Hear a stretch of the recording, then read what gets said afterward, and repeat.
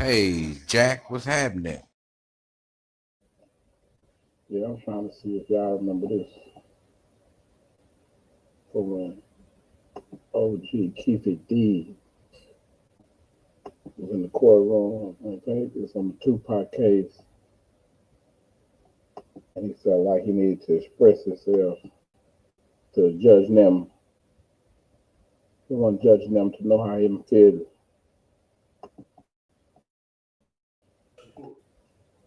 I think we're done.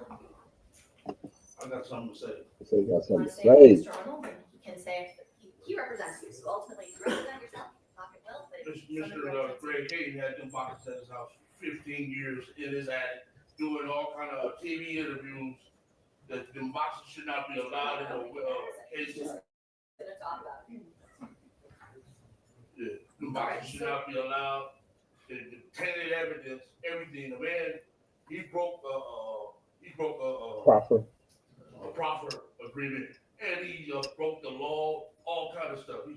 The boxes should not be allowed. He's been at his house for 15 years, and he's doing interviews, going in the boxes. Let me see here. Ooh, you can see it Going on in the any boxes. internet site that this man been going in the boxes for years, and he's and a judge, federal judge in LA did a 142 page thing about him. Look it up on the internet. So I think what the state said ultimately is that they don't think there's gonna be anything in those boxes that they're gonna use. You just use something in the box. They just used something in the box from 1996. They know what they did. That's how you gonna talk to the judge? Certainly we are. They're not only ugly on the outside, but they ugly on the inside. They press my family in this. They did my daughter first. They did my son. Then they just did my wife the last thing. What's the name? Told me about these. David Westbrook told me about these dudes. He said they're not only ugly on the outside, but they ugly on the inside too. These two dudes right here. Okay. All right. At this point. Let's tell them, Keefe D. They're on the outside and the I ain't gonna go to the beginning. I'm just gonna pick a part I feel like when they, start get to the good part. The Tupac case, page 138. This is confidential and covered, and you cannot be charged on it. Basically, you have the state was given the information by the LAPD. The LAPD had a immunity agreement with him out of the 2008 confession. The 2009 confession came by a product of Detective Dupree. Detective Dupree set that up. The only reason he set that up and why my client would have agreed to was that everybody was on the same page, that immunity was going to be provided. If it wasn't, how come he wasn't arrested right then and there? Because he said, I got the gun from Zip Martin.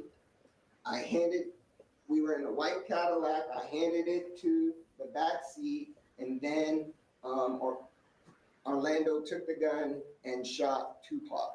All of that information is back there in 2009. But again, the DA office, and again, it's not these players, it's not Mr. Wolfson or Mr. Giacomo.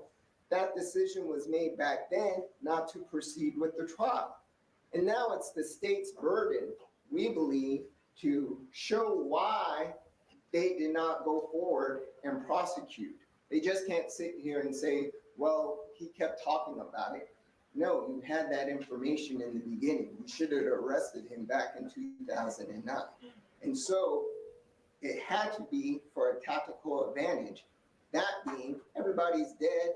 It leaves Mr. Davis on the hook, and then he can't answer for all of the statements he made after that, other than it was for profit. And so, regarding the timeline that you've laid out. yes, Your Honor. Would Mr. Martin and Mr. Brown have been alive after the Compton Street Legend book was published or no? was that 2018? But the country street legend. 2019, no, the Terrence Brown dies, I believe, in 2015, and Zip Martin, I don't recall exactly. Country street legend. But it's not your argument that he ultimately would, if that's the state's triggering event for starting to investigate, that he would not have been alive at that time. Is that accurate? After the book, right, when the book was published. Yeah. But after the 2009, he was still alive. Of course, the Detective Long interview, of course, they're still Right. alive, but except for Mr. Anderson and Mr. Smith. Okay. I just wanted to make sure I had it. Yep. And outside of any other questions, Your Honor, we submit. Thank you, Mr. Arnold. Mr. DiGiacomo, anything you want to add? Just briefly, as it relates first to corpus delicti, that's death by criminal agency. Obviously, Mr. Shakur didn't shoot himself, so that is satisfied. I bet you PPD saying that right now. Damn, I shouldn't have wrote that book. It's coming back to bite me in the. Y'all know the rest.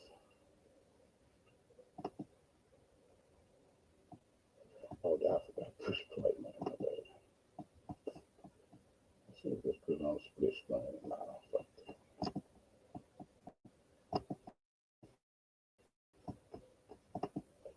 In a homicide by proof of the facts and circumstances which were testified to by the grand jury.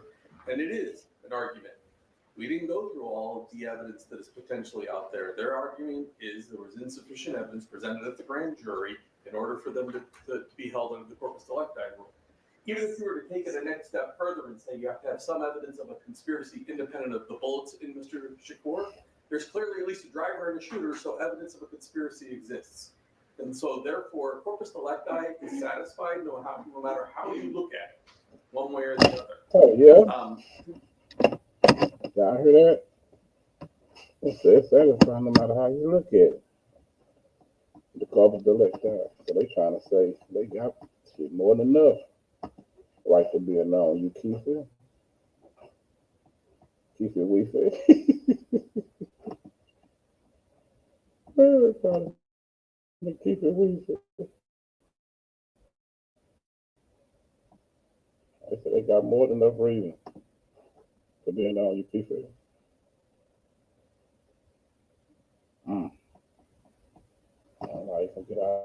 I also would dispute there's no independent evidence to corroborate, but that's not relevant in a corpus delicti argument. Corpus delicti is about criminal agency, and there is clearly criminal agency in this particular case. As it relates to the second, it is on the tactical decision we made. Their argument is he fully confessed, which as the court reviews that transcript, you can tell that he is being a knowing spectator all the way up until Dan Long gets kicked out of the room. Then his lawyer and Detective Dupree have a conversation where his lawyer tells him, hey, if you say the wrong thing, this guy can arrest you. And as you well know, because they're in California, Dan Long can't arrest him. Dan Long has to come back here, submit a warrant for his arrest, and take him into custody. Detective Long never tells him that he has immunity, but even if he did, all that would go to is the admissibility of the statement, because Detective Long doesn't have the authority to issue that, nor do the LA DAs or the LAPD or the federal government. Only a court in the state of Nevada could say Mr. Davis has immunity from the crime of murder in the state of Nevada. And he has pointed to zero evidence whatsoever of any immunity. He has. But why did y'all let him go then? This is crazy. Reference some proffer agreements they had with other agencies.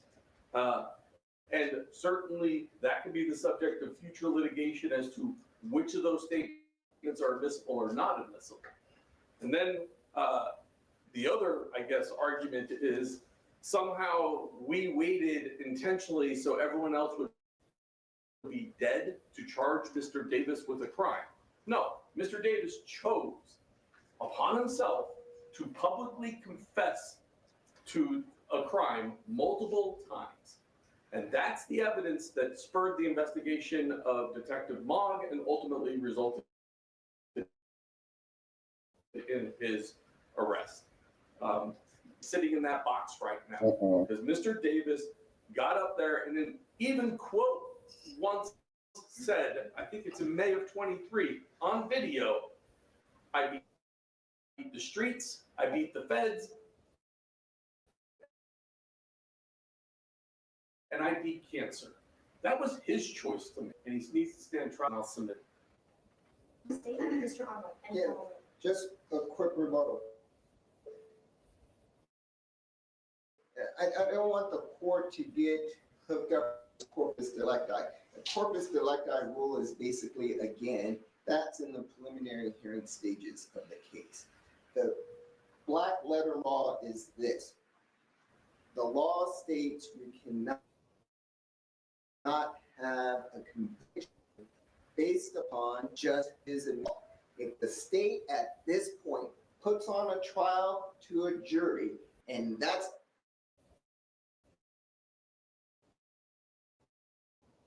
all they have, that's a legal trial. It's going up for appeal. It should not happen. They need to have something else, a gun, a witness, something else that puts this gentleman, those three co-conspirators in the car. They need to have a witness to say that the gun was given to from Mr. Martin to Mr. Davis.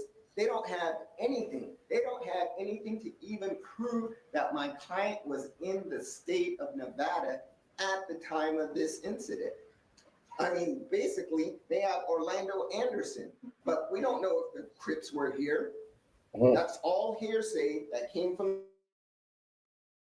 the grand jury, and there's no evidence whatsoever. And so without that, we can't put on the trial, Your Honor. We just simply can't. In regards to the delay, again, I don't blame this office, this DA's office in regards to the delay, but somebody made the decision along the way that we are not going to prosecute Mr. Davis. And this office now needs to go forward with that immunity agreement. They need to. Those promises were made by their officer, the state's officer, and now we're just gonna ignore that? That doesn't make sense. Immunity agreement from this office, or from the general. From the general immunity that started from 2008 and went to 2009. Like I said, the only reason that Who 2000 within Clark County DA's office made that argument? Was that? no, it wasn't at the DA's office. I don't think it's made up, man.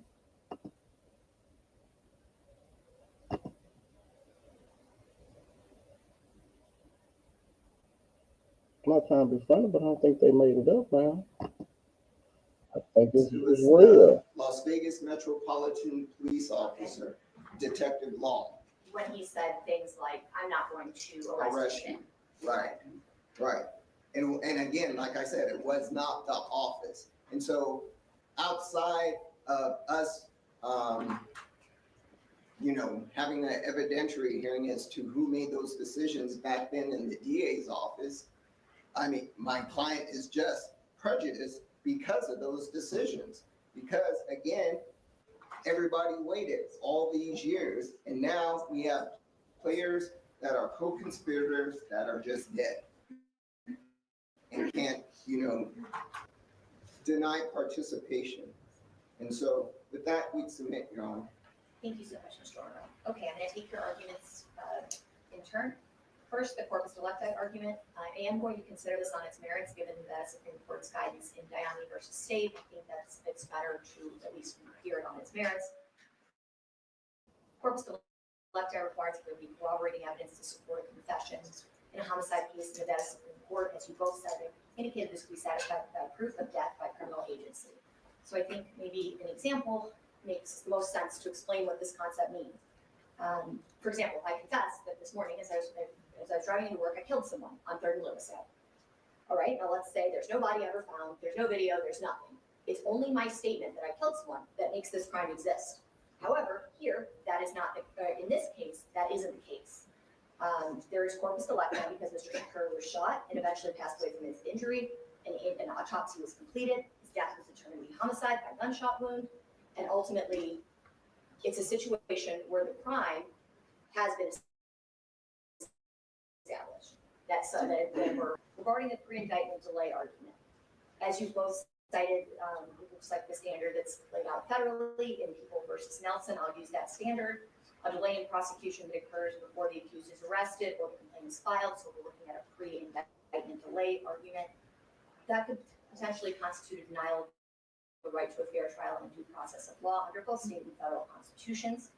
And then determining whether prejudice to the defendant has occurred, the court needs to balance the harm to the defendant and the justification for the delay. Here, it's clear that some of the witnesses are now deceased, and there is definitely evidence that has been lost. However, I do find there is a justification for the delay, and a pretty significant one. Uncovering information on Mr. Shakur's murder was ultimately no easy task. There was the interview in 2009, but it's clear that there was, at the attorney's suggestion, Mr. Davis at that time was not giving full information. He was sort of trying to obscure information and make it very general so that he would not be charged with murder, as his attorney indicated. It was not until ultimately the Constant Street Legend book was released in 2019 that Detective Long then sought to establish the words in the book are actually defendants and to corroborate these things. The prejudice of the death. Oh.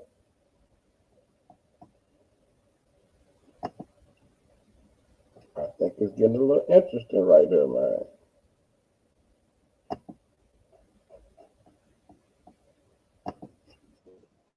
Those 4 individuals that have been identified had already occurred at that time. Additionally, it took the next several years to gather that evidence and ultimately led to the June 23rd, 2023 search warrant of defendant's residence. After that search warrant was executed, then the grand jury indicted the defendant after several meetings in September of 2023. Defendant has not provided any evidence to establish the delay was intentionally done to gain a tactical advantage or the prosecution delayed in bad faith. See that the state really does gain any sort of tactical advantage here. I still think it's a bit of an uphill battle for them given what they have. And ultimately, they can't get complete justice for Mr. Shakur because of the deaths of those other people, including Mr. Anderson, who's the alleged shooter in this incident. And so I ultimately don't see that this is a situation where the state Party attorney advantage by delaying. And in fact, is themselves hindered. And so overall, I'm going to deny on the pre-indictment delay argument and turn to the immunity argument. It's fairly clear that the state of Nevada has never offered the defendant any sort of immunity. The federal government did in some Keefe, you don't sound like it's one of your favorites, bro. Capacity, but it doesn't appear to be complete transactional immunity.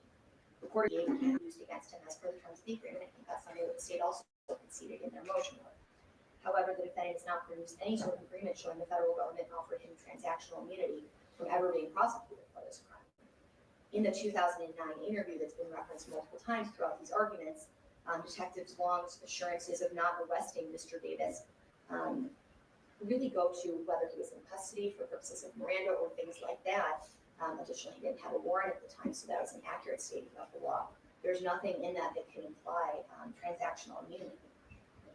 Additionally, the defendant's attorneys at that time of that 2009 interview with Detective Long kind of show the opposite conclusion, that he is concerned with the defendant being charged with murdering Mr. Shakur, and that which leads me to believe that Mr. Davis did not have transactional immunity in the view of his attorney, and that's why his attorney advised Mr. Davis to keep it vague. And at that time, Mr. Davis did listen to his attorney, but his subsequent interviews and his self-proclaimed biography did not keep it vague.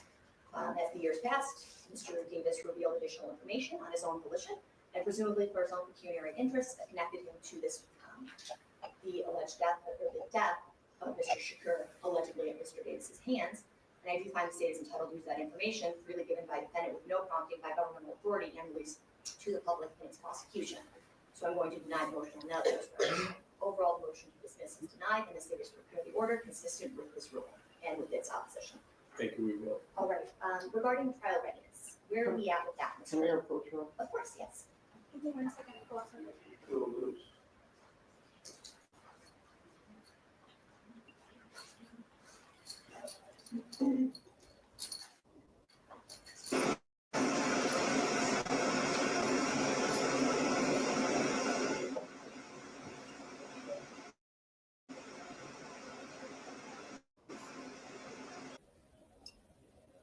Basically, to make a long story short, we got to come up with another plan, man, because this one ain't getting him out. He ain't coming home. He ain't getting this case dropped no time soon. I think of something else, Jack.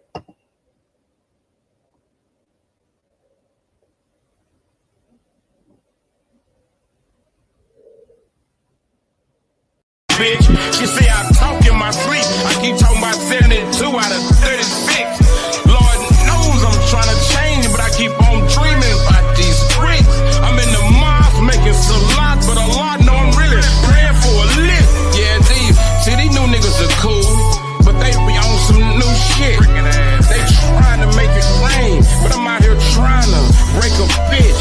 Every step I take is just another step to get me closer to getting rich. I said I'm a product of my environment. I gave my life to this game, but elevation is a motivation. So nigga, I refuse to move the same. But when I was in the game, I ain't gonna lie, boy, I was a fool with that cocaine.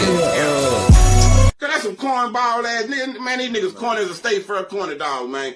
Most of these niggas is broke trick. These niggas would do anything to go viral around this bitch. They'll bend the rules. They'll disrespect their homeboys, dead niggas. They'll do all that shit, bro. But because it's all about now, let's get these motherfucking views. They'll lie on niggas. They'll hate on niggas like nigga doing me. Y'all don't interview that nigga. That nigga lying. But they'll swear, we all for Dallas trying to blow up, bro. I'll be showing love to niggas. What kind of nigga behind a camera talking about don't interview another grown man?